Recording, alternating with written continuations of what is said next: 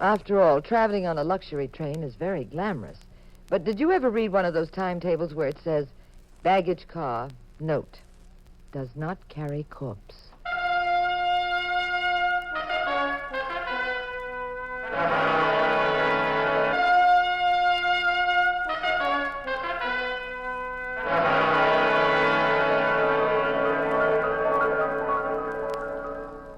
The National Broadcasting Company presents The Adventures of the Abbotts, starring Claudia Morgan and Les Damon as Pat and Jean Abbott, the nationally popular characters of detective fiction created by Francis Crane.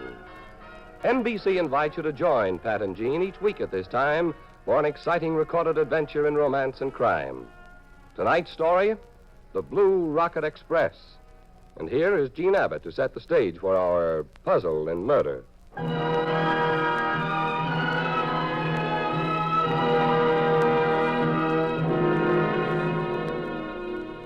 Pat's office is in San Francisco, but he'd been called to New York on a case, and in order to clear it up, we had to take the Blue Rocket from New York to Chicago for a quick one-day visit.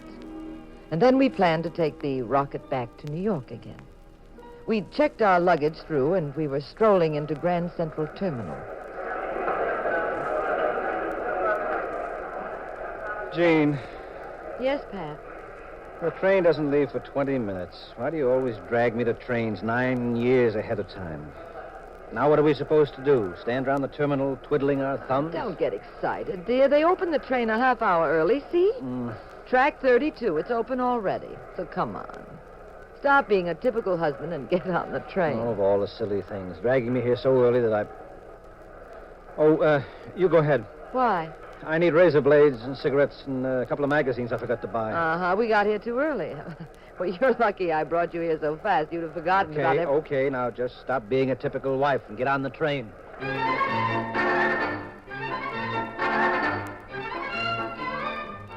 I checked our space at the desk inside the gate and went into the lounge car. I just lit a cigarette when the only other passenger in the lounge, a small, bespectacled chap, nodded at me quite cheerfully. It's rather pleasant to board the train early, isn't it?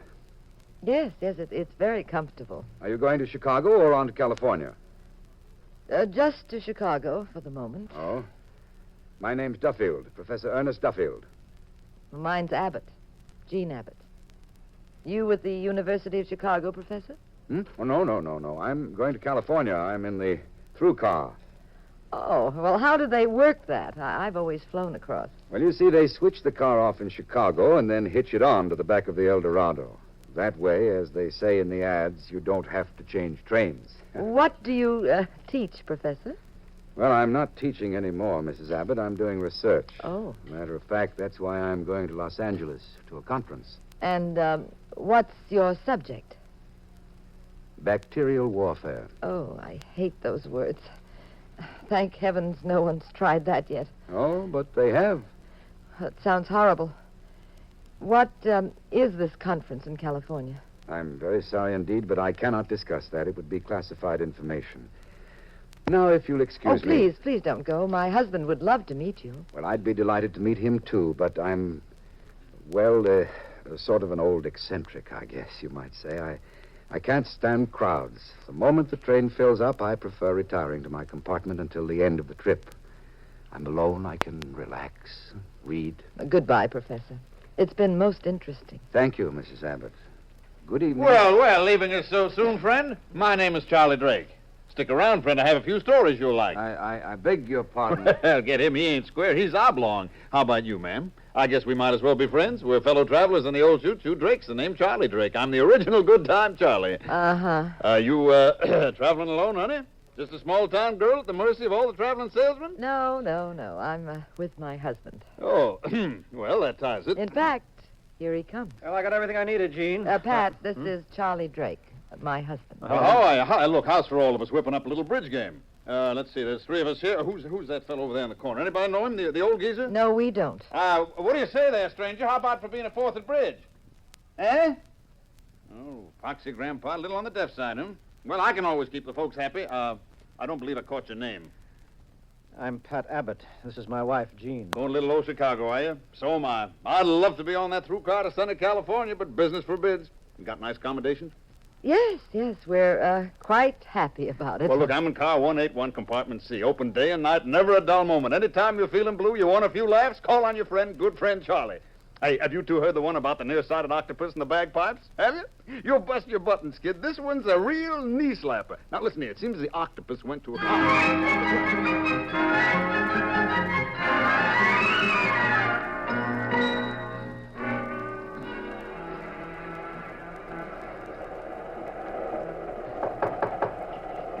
Who is it? Pullman conductor, sir. Urgent telegram for Professor Duffield. Oh, all right.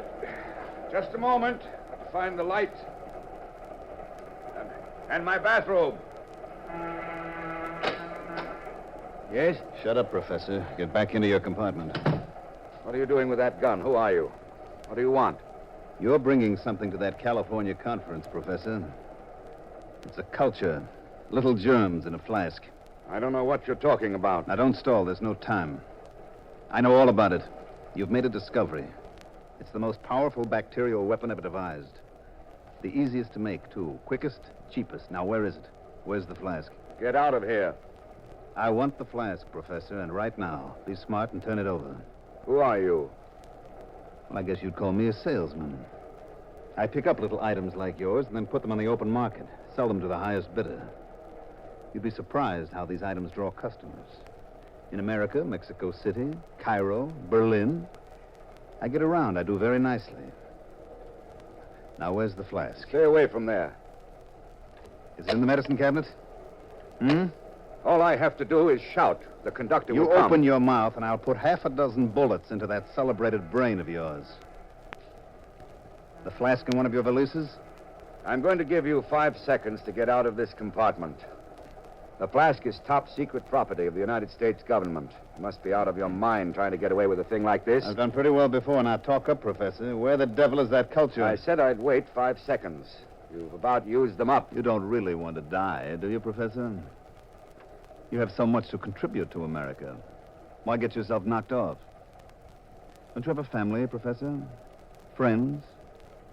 Don't you want to go on living? Professor, you're just begging to be killed, and I'm just the guy to do it.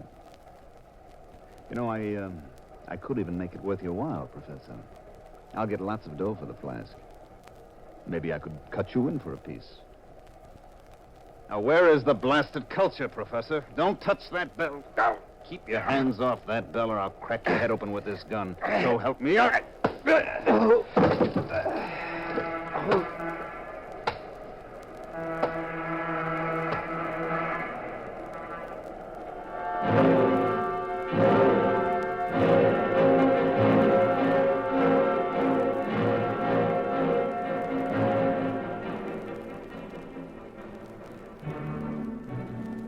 After Pat and I left the lounge, we didn't see the professor or Good Time Charlie for the rest of the trip. We left the train at Chicago without knowing there was anything wrong. Neither did anybody else. Pat tended to his business and then took a relaxing spin on Lakeshore Drive in a cab. And by early evening, we were back on the return trip of the Blue Rocket Express heading for New York. After dinner in our compartment...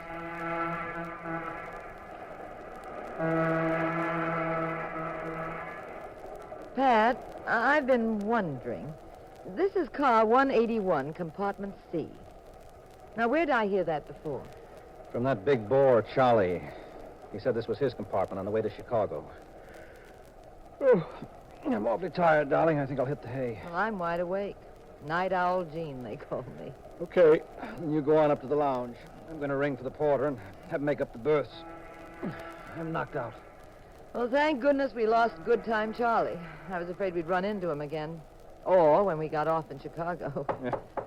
Let's come in. Oh, porter, make up our berths, please. Thank you. Oh, I'll step out of your way, Porter, so you can pull down that upper.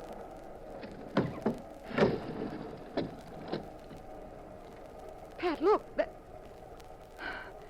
There's a body up there. Yes, a dead body. Oh, Pat. Get the conductor, please, porter. Oh, someone did quite a job on him. Well, it's Professor Duffield. What? Who's he? Well, I met him in the lounge car when we were leaving New York before you got here. He's a scientist and expert on bacteriological warfare. Well, that makes it worse, much worse. You better have the conductor notify the FBI immediately. But this wasn't his compartment. What was he doing in here? The porter tells me someone's died in here. Yes, conductor. When he lowered the berth a moment ago, we found this body. What are your names? Mr. and Mrs. Patrick Abbott. All right. I'll find another space for you. Now, don't discuss this with anyone under any circumstances, except the police. I'll have them aboard on it at our next stop. Now, we'll take care of everything now. Just keep calm and keep quiet. Don't go to sleep in the space I give you until I've had a chance to get more information from you. This man, the dead man, was in the wrong compartment. Oh, what do you mean? Well, I met him on the way to Chicago on this train last night. If he was murdered and then his body was shoved into the upper berth and left sealed there, this is not the compartment he had for himself. His name is Professor Duffield. He was originally on the through car to California. He was in highly classified government work, conductor. You better report that instantly when you contact the police. My schedule book says the man who occupied this space on our trip out was a Mr. Charles Drake. Now, conductor, my wife wouldn't make a mistake. Besides, Charlie Drake of Good Time Charlie, as he called himself, got off in Chicago. This is not Drake. Look, would you do something for me? Oh, what is it? Here are my credentials. I'm a private investigator. The New York police will know my name if you want to check. So will the FBI and the Pentagon. I've been on cases involving classified material. Well, you tell all this to the police, Abbott. I'm just a conductor trying to get a train into New York. All right. Now, this train is a radio phone. So is the El Dorado. And time may be terribly important. Would you let me call them? Well, what for? I want to ask them if Professor Duffield is aboard. Well, he's lying there dead, isn't he? Look, just let me make the call. I have a theory. There's a phone in the diesel cab of the El Dorado. I read about it in the magazine. No, I can't let people play games now, Mr. Abbott. I have to see if there's a doctor aboard. I have to contact the police at the next town. Just the one call. I have the right to do that, don't I? Look, I can't get away, can I? You can listen to the conversation if you like. I'm telling you, this may mean the solution of the case. Okay, make your call. There's 2 cars ahead. Thanks. Come on, Gene.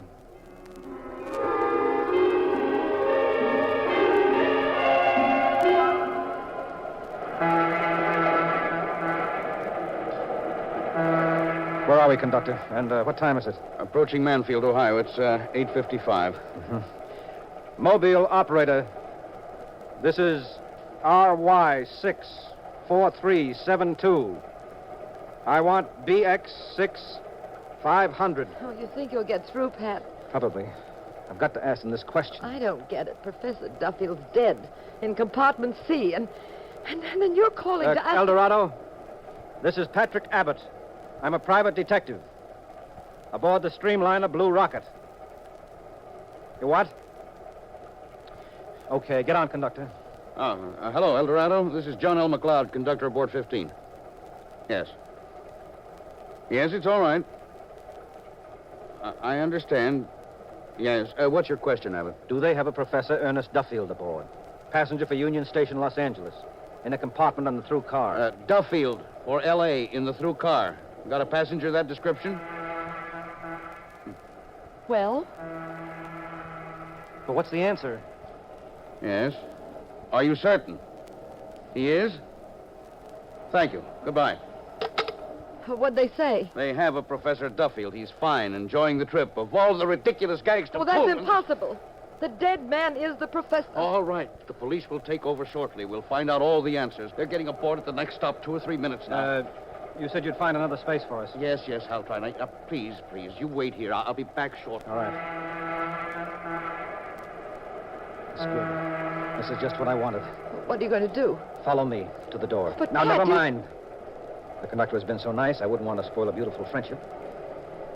Now, this train is slowing down. Just stand here. I'll get these latches open on this door. Now, in about 10 seconds, as the train slows down some more, you jump. What? Just fall easy. You'll tumble on the ground a bit, that's all. Well, you can't skip out now. We're in the middle of nowhere. You'll be a... And we need every second, dear. Without any interference.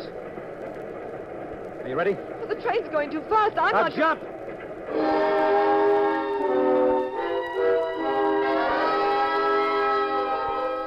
We were lucky. We landed on soft ground. Oh, thank goodness the train wasn't going quickly. It was very dark.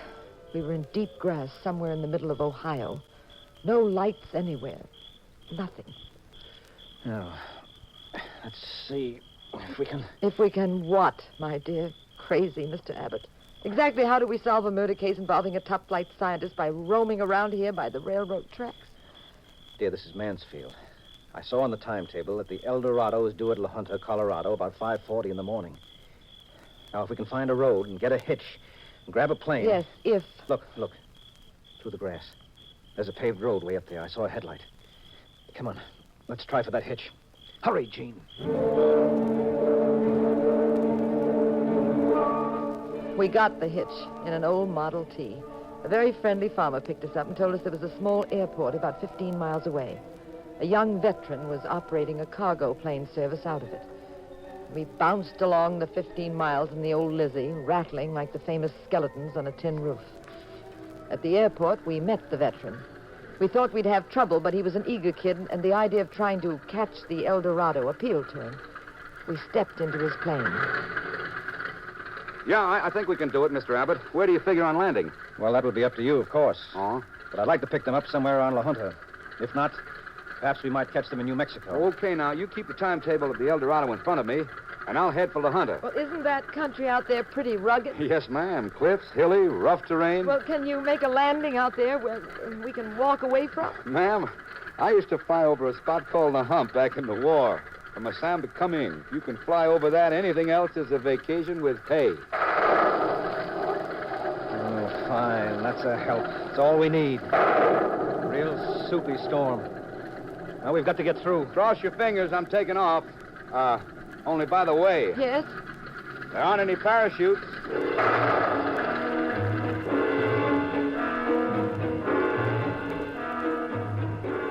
We took off. Pat and I squatted on bucket seats in the back. The weather was awful. The little plane rocked, rolled, and practically stood still in midair. Time was passing. Precious time. Pat, Yes, Gene? how do you fellas do it? Do what? Just sit there quiet-like as if you were on a pleasure jaunt.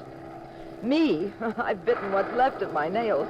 I've recited pertinent excerpts from a book I read called How to Keep Calm in a Crisis. Well, just relax. There's work to be done. Oh, yes, you always say that. But you have ice water in your veins. You're the rugged type. Me, I'm the delicate, scare real easy type. It's none of my business, Mr. Abbott. It's kind of silly to ask now, but are you 100% certain this trip was necessary? Why couldn't you have left it to the police where the train stopped? Because I'm after that train.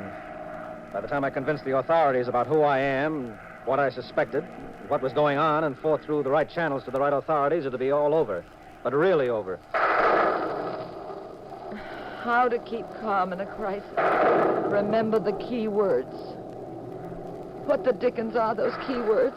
I'm down about as low as I can get. We ought to be directly over the railroad tracks. I can't get any lower. We'll smack up. Well, have you got any field glasses in this flying percolator? Yeah, around here somewhere. See if you can spot the train. It shouldn't be too hard. The El Dorado's got a headlight that throws a beam about a half a mile. Yeah, I've got the glasses. I'm watching. Pat, we're awfully low. Yes, ma'am. If he suddenly spots anything and has to climb to avoid it, we might stall, mightn't we? Now, just relax, dear. I told you before... You see the train? No, not yet. Well, you better see it soon, Mr. Abbott. I can't keep this up indefinitely. If we come to a very high spot, I may not be able to hedge hop like I'm doing. Well, it should be here. Unless it's late. I don't see a thing. Just miles of track. I can just about make out the tracks. This storm is cutting the visibility down too much. Are you positive you're right about the time and the place? Yes, absolutely, Gene. The only thing could throw us is if that train is very late. That could be. Then we'd have to backtrack. Well, it probably is late with this weather. Now, if you just keep mum, dear, Wait a minute, wait. Wait a second, I've spotted it. I see it. A streamliner, about 20 cars. There's no freight. This is lit up like a Christmas tree down there. Oh, thank heavens. Now what? Can you get about 10 or 15 miles ahead of her and find a place to sit this plane down? I can try. Oh, my aching GI back. Find a place to sit down here, huh? We've got to, my friend. A scientist with top secret information has been killed. His head was bashed in. Holy Aunt Hannah, is that what Yes. this trip... The killers are on that train. So put it down sweet and gentle and make it real fast. If I can see a big enough stretch. This is a very small plane, but that doesn't mean we can land on a dime. You know, Wait a minute. I see a spot. doesn't look too bad. Of course, that rain's got so many puddles going, we could land and maybe hit a ditch or a gully or give hole and turn right over. I'll never see it coming. All right. Put it down, pal. Huh? Right where you think we have a chance to make it. Okay, now if I overshoot this field, there's a cliff up ahead there, see? Let me see. We'll go right off the cliff. Now put it down, I said. Steady. Jean, dear. Yeah. Brace yourself against that seat. Wish I could see more, but here goes. Start praying. Easy, boy. Easy. That's it. Pat, I can't look. Easy. This is it. Now. Pat, the cliff. We're too close. We're too close. Made it. Oh, Rod. That's wonderful. It's a beautiful job. Now, look. You got emergency flares? Yeah, under the seat. Fine, I'll take a few. What in the world are you going to do now? Set these off in the track in front of the El Dorado and hope there isn't an accident. They do 90 miles an hour on some of these stretches.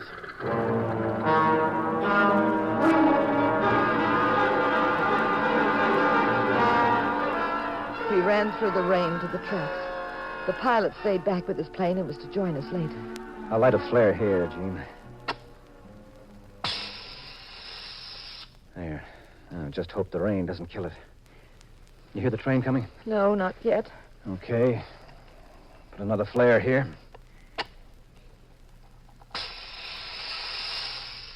There. Now, let's see.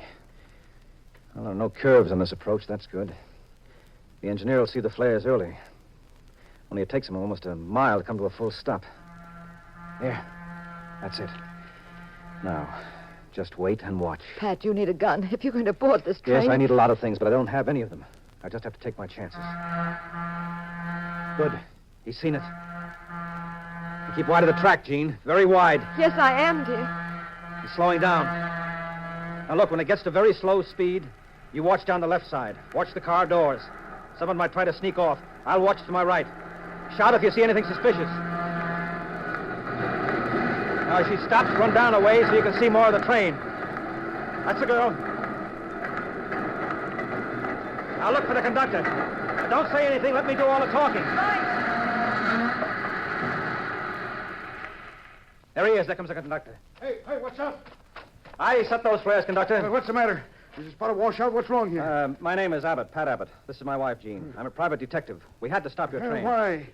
I want to see a passenger of yours immediately, Professor Duffield. We called you about it on the radio phone, remember? Yeah? Now, I have no time to explain. The through car, the last one? Yes, now, but wait a minute. You have no right to do this. You've already broken the law. Setting up flares like that. All right. Now, you come with me. There's a murder involved. Any armed police aboard? We could use them. No, and if what you're telling me is a lot of malarkey, Now, let's get I'll on tell... board. Step up, Jean. All right, now. Which compartment is Professor Duffield? Compartment D. Here it is, Pat. Sorry, conductor. I'm going in. No, just a minute. You can't just... Yes, what is it? Pat, it's Charlie. What? Good time, Charlie. Well, what are you doing here? I thought you... Thought that we were on our way to New York by now, Charlie? Yes, we might have been. Well, but Mr. Abbott, there's Professor Duffield. Now, what's all the excitement about? You're talking to Professor Duffield. This man is not Duffield, What? conductor. Get out of my way. Stay where you are, Charlie. Charlie? This man has been masquerading as Professor Duffield. He murdered the professor on the blue rocket to Chicago. Then he hid the body in the upper berth of his compartment. You don't get out of my You way. left the body in your own compartment. Then you took the professor's space in the through car. All the crews are changed. You told everyone in the El Dorado that you were Duffield. All right, Abbott. If you won't get out of the way. Put down that gun. Everybody, out of my way. I'll shoot anybody that tries to follow me. Don't move till I'm off this car. Pat, how we stop him? I'll get after him. That flask he took with him may be terribly important. Pat, come back. He'll kill you. He's left the train. I can see him through this window. He's running up the hill out there. Pat, don't! The door he slammed. There, I got it. Come back, Charlie! I told you not to follow me, Abbott. I said come back! I won't miss this time. Now look out! Behind you, the cliff!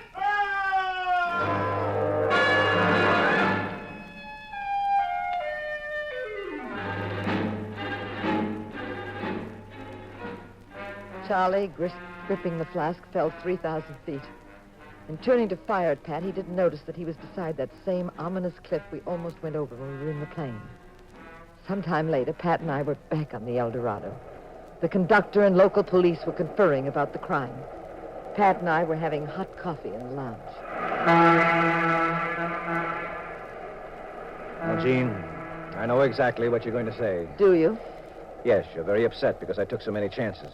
Well, I certainly am. After all these years of married life, I've become rather fond of you, Patrick, and I'd hate to see... I beg your pardon, Mr. Abbott. Oh. Mrs. Abbott. Oh, hello. I remember you from the Blue Rocket. You're the gentleman who wouldn't play bridge with us. Yes. I think I'd best introduce myself. I am Professor Ernest Duffield. You're what? That is correct. My identification papers. Would you care to see them, Mr. Abbott? Mm-hmm. Yes. They told me what you did. I am extremely grateful. And so, I imagine, is the government. It is quite simple. The man Charles Drake murdered was hired to impersonate me. I was bitterly opposed to the idea, but the Scientists' Commission insisted upon it. I pleaded with them, but they wouldn't listen. The chap volunteered for the job, fully realizing how dangerous it was. Well, Professor, your flask is gone. I presume it contains something very valuable. It was supposed to contain something valuable, Mr. Abbott. And Mr. Drake went to great pains to find it, but, of course, it was worthless. The flask Mr. Drake died with in his hand was a nickel's worth of colored water. The real flask obviously is being sent to California by other means. And how do we know you're Professor Duffield? I don't like to seem rude or melodramatic, but couldn't those identification papers be a government-manufactured fake for security reasons? Couldn't you be a government agent, maybe, impersonating Duffield, too? Did the government take the chance of revealing who the real man is, even now? Did they, Mrs. Abbott?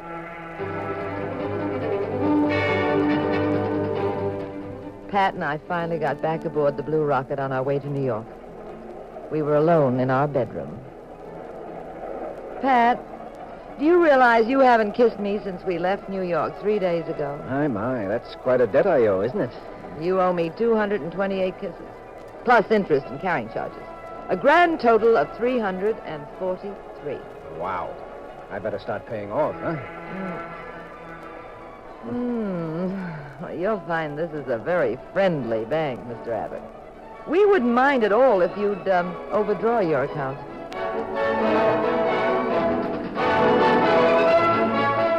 Moral of the story.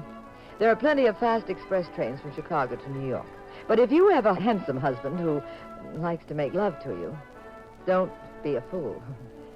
Take a slow train.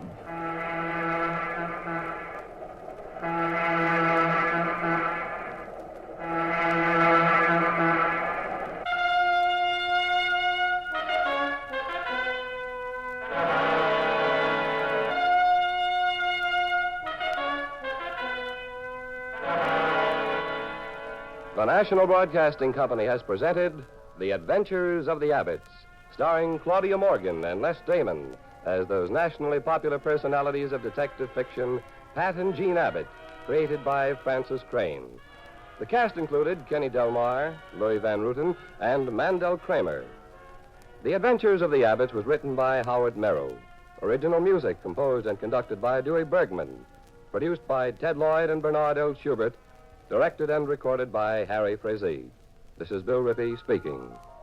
Next week, same time, same station, another exciting adventure in crime with Pat and Jean in The Adventures of the Abbotts. This is the United States Armed Forces Radio and Television Service.